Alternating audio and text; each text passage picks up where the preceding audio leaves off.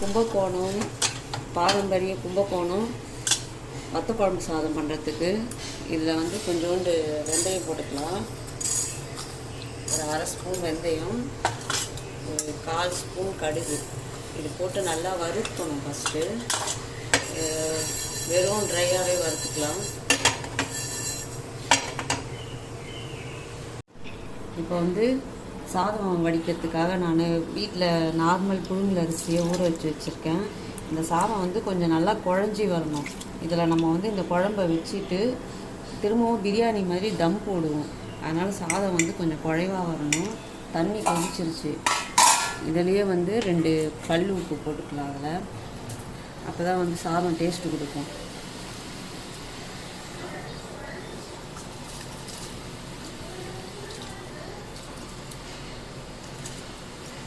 சாதம் நல்லா கொஞ்சம் குழைய வேக வச்சு எடுத்துக்கலாம். இது நீங்கள் பச்சரிசியில் தான் பண்ணணும். பாரம்பரியமாக பண்ணுறதுனால நிறைய பேர் பச்சரிசி சாப்பிட மாட்டாங்க. அதனால் நான் உங்களுக்கு புழுங்கல் அரிசிலே செஞ்சு காமிக்கிறேன். நீங்கள் பச்சரிசியில் செய்கிறதுனால செஞ்சுக்கணும். இது சாதம் நல்லா வெந்து வந்த பிறகு பார்க்கலாம். நல்லா வறுபட்டுருச்சு. வெந்தயமும் கடுகும் இதை வந்து வேறு ஒரு பாத்திரத்துக்கு மாற்றிட்டு இதை அப்படியே ஆறட்டும். இப்போ வந்து நம்ம ஸ்டவ் ஆஃப் பண்ணிடலாம். இந்த பாத்திரத்தை வச்சு இதில் என்னென்னலாம் போடணும்னு சொல்கிறேன். நான் இந்த கும்பகோணம் வத்த குழம்பு சாதம் பண்ணுறதுக்கு இந்த அளவுக்கு புளி எடுத்து நல்லா ஊற வச்சுருக்கேன். புளி வந்து குறைஞ்சது ஒரு 1.5 மணி நேரமாவது ஊறணும். அப்போ தான் இந்த சாதம் நல்லா வரும். புளியோட வாசனை தான் இந்த சாதத்துக்கு டேஸ்ட்டு கொடுக்கும். அதனால் நல்லா ஒரு 1.5 மணி நேரம் ஊற வச்சு இவ்வளோ தண்ணி எடுத்து வச்சுருக்கேன், இந்த புளி தண்ணி. இப்போ வந்து நம்ம அடுப்பு பற்ற வைக்கல. பாருங்கள், அதை கட் பண்ணுறேன். அடுப்பு மேலே ஒரு பாத்திரத்தை வச்சுட்டு இப்போ நம்ம கரைச்ச இந்த புளி தண்ணியை எல்லாத்தையும் இதிலே ஊற்றிக்கலாம். நான் எதுவும் மண் தூசிலாம் இல்லாமல் வடிகட்டி வச்சுருக்கேன். இதை அப்படியே ஊற்றிக்கலாம். அதுக்கப்புறம் வெறும் மிளகாத்தூள் ஒரு ஸ்பூன், வெறும் மிளகாத்தூள் 1 ஸ்பூனு, மஞ்சத்தூள் ஒரு அரை ஸ்பூனு,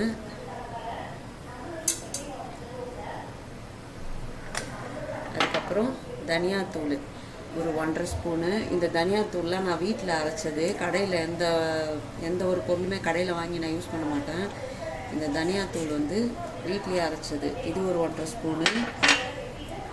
இது சாம்பார் தூள், சாம்பார் மிளகாத்தூள், இது ஒரு 2 ஸ்பூனு. அதுக்கப்புறம் இதுக்கு தேவையான அளவுக்கு உப்பு. இது இந்து உப்பு, நீங்கள் சாதா உப்பு கூட பயன்படுத்திக்கலாம். உப்பு அப்புறம் பார்த்துட்டு கூட போட்டுக்கலாம் உப்பு. அதுக்கப்புறம் பச்சையாக ஒரு கைப்பிடி அளவு கருவேப்பிலை. இது எல்லாத்தையும் போட்டு மிக்ஸ் பண்ணிக்கலாம்.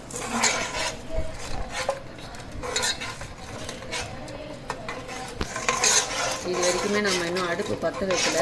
இது எல்லாத்தையும் முதல் மிக்ஸ் பண்ணிக்கிட்டு இந்த உப்பெல்லாம் நல்லா கரையணும். உப்பு நல்லா கரைஞ்ச பிறகு இதை டேஸ்ட் பண்ணி பார்த்துக்கோங்க. புளி, காரம், உப்பு எல்லாம் கரெக்டாக இருக்கான்னு பார்த்துக்கலாம்.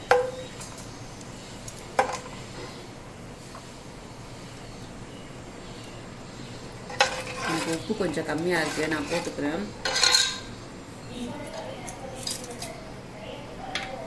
இப்போ நம்ம ஸ்டவ் பற்ற வச்சுக்கலாம். எல்லாம் போட்டோம். இப்போ ஸ்டவ் பற்ற வச்சுக்கலாம்.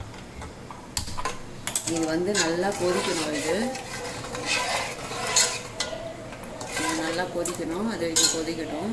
நம்ம அதுக்குள்ளே சாதம் ரெடி பண்ணிக்கலாம். குழஞ்சி வரணும். சாதம் நல்லா குழஞ்சி வர மாதிரி இருக்கணும். அது மாதிரி வடித்து எடுத்துக்கலாம். பாருங்கள், இது நல்லா கொதிச்சிருச்சு. நம்ம எண்ணெய் எதுவுமே போட்டு இன்னும் தாளிக்கல. ஆனால் வெறும் புளி, மிளகாத்தூள் இதெல்லாம் போட்டு கொதிக்க வச்சுருக்கோம். இப்போ இதிலேயே 1 ஸ்பூன் வெல்லம். இது ரொம்ப முக்கியமான விஷயம். இது போட்டால் தான் நல்லா டேஸ்ட் கொடுக்கும். அதுக்கப்புறம் நம்ம பொடி பண்ணி வச்ச வெந்தயமும் கடுகும் இதையும் இதில் போட்டுக்கலாம். இப்போ இதை நல்லா கொதிக்க விட்டுடலாம்.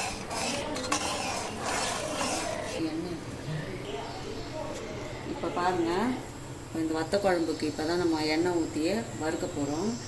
இப்போ கொஞ்சம் எண்ணெய் ஊற்றிக்கலாம். இது வந்து சாதா குழம்பு தாளிக்கிற எண்ணெய் தான் ஊற்றுறேன். குழம்பு தாளிக்கிற எண்ணெய் 1 கப்பு எண்ணெய் ஊற்றிருக்கேன். இது கூடவே கொஞ்சம் நல்லெண்ணெயும் ஊற்றணும். 2 எண்ணெயை மிக்ஸ் பண்ணி ஊற்றணும்.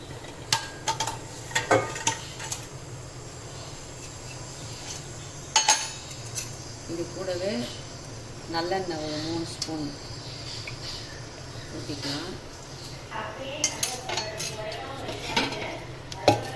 ஊற்றிட்டு நல்லா நிறைய ஒரு கைப்பிடி அளவுக்கு பூண்டு, நல்லா ஒரு கைப்பிடி அளவுக்கு பூண்டு இதை இந்த எண்ணெயில் போட்டுக்கலாம்.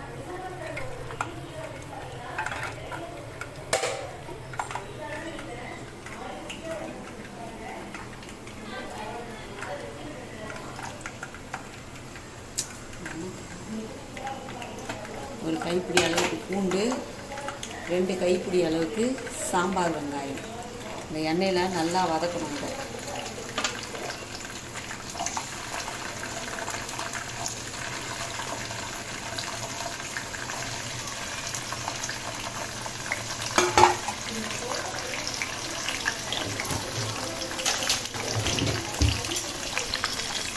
நல்லா 2 கைப்பிடி அளவுக்கு வெங்காயம் பூண்டு போட்டு நல்லா இதை வதக்கணும். கொஞ்சம் நல்லா செவக்க வதக்கணும். இதை வந்து நம்ம இப்போ வெளியே எடுத்துடணும். இந்த வெங்காயத்தை ஃபுல்லாக பூண்டும் வெங்காயமும் வெளியே எடுத்துடணும். இதுக்கப்புறம் ஒரு தாளிப்பு கொடுக்கணும்.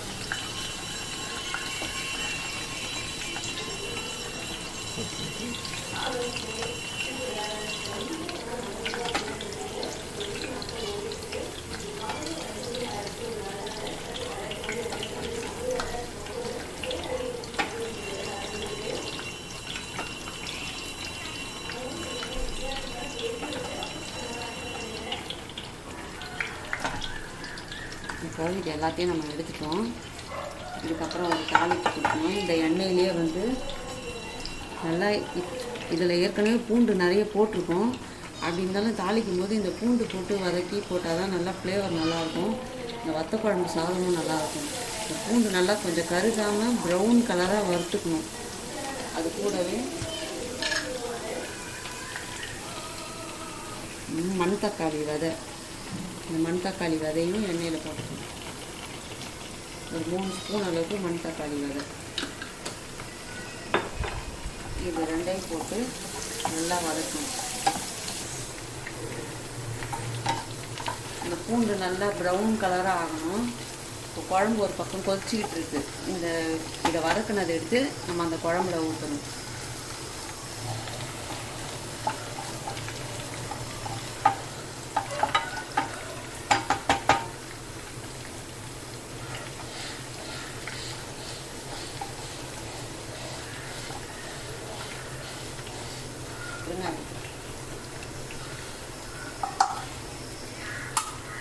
இதிலே ஒரு 1/2 ஸ்பூன் பெருங்காயம்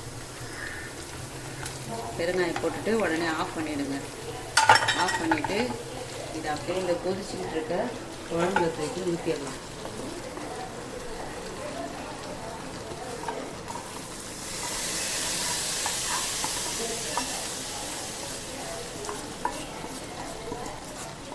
கொதிச்சுக்கிட்டு இருக்க குழம்புல தூக்கி ஊற்றிக்கணும். சாதம் நல்லா குழைவாக வெந்துருச்சு. சாதத்தை வடிச்சுக்கலாம். வடித்ததும் இந்த சாதத்தை தூக்கி இதில் போட்டு ஒரு 10 நிமிஷம் தம் போட்ட மாதிரி மூடி வச்சிடணும். பாருங்கள், நல்லா குழம்பு கொதித்து நம்ம ஊற்றின எண்ணெய்லாம் மேலே வந்துருச்சு. இப்போ வந்து நம்ம வதக்கி வச்ச வெங்காயத்தை இதில் போட்டுடணும். வெங்காயம் பூண்டு வறுத்து வச்சோம்ல, அது எல்லாத்தையும் போட்டு இதில் நல்லா கலரி விட்டு இன்னும் ஒரு 5 நிமிஷம் கொதிக்கணும். இது குழம்பு நல்லா கொதிச்சு நம்ம ஊற்றின எண்ணெய் எல்லாம் பிரிஞ்சு வெளியே வந்துடுச்சு. இந்த சமயத்தில் வந்து நம்ம சாதத்தை அள்ளி இதில் போட்டுக்கலாம். நான் கொஞ்சம் சாதம் மட்டும் எடுத்துட்டேன். நீங்கள் குழம்பு அதிகமாக இருக்குது இல்லை சாதம் அதிகமாக இருக்குன்னா கொஞ்சம் கம்மி பண்ணிக்கணும்.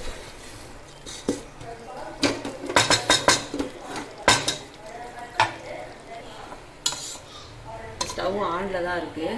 இப்போ வந்து நம்ம இந்த சாதத்தை இதில் போட்டு கொட்டி நல்லா கலரி விட்டுடலாம்.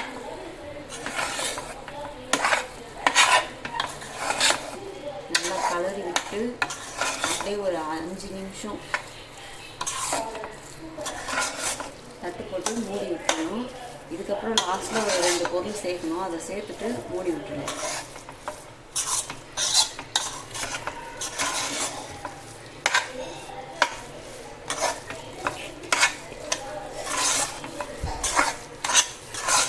சாதம் வந்து இதுக்கு குழைவாக தான் இருக்கணும். நல்லா குழைவாக இருந்தால் தான் நல்லாயிருக்கும்.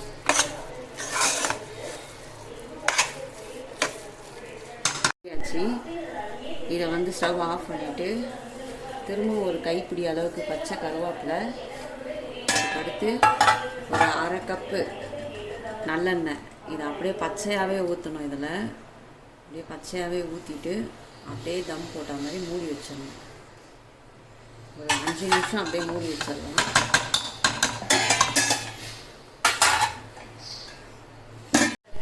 இப்போது சாதம் எப்படி இருக்குன்னு பார்க்கலாம் வாங்க. பாருங்கள், இவ்வளோ சூப்பராக தலை சாம்பார் சாதம் மாதிரியே இருக்குது பார்க்குறதுக்கு. ஆனால் இது கும்பகோணம் வத்த குழம்பு சாதம். நல்லா தலைன்னு சாம்பார் சாதம் மாதிரி இருக்குது. நீங்கள் நினைக்கலாம் தனியாக வத்த குழம்பு வச்சு சாதம் போட்டு சாப்பிட்லாமேன்ட்டு. ஆனால் இந்த மாதிரி செஞ்சு சாப்பிட்டு பாருங்கள் ஒரு தடவை.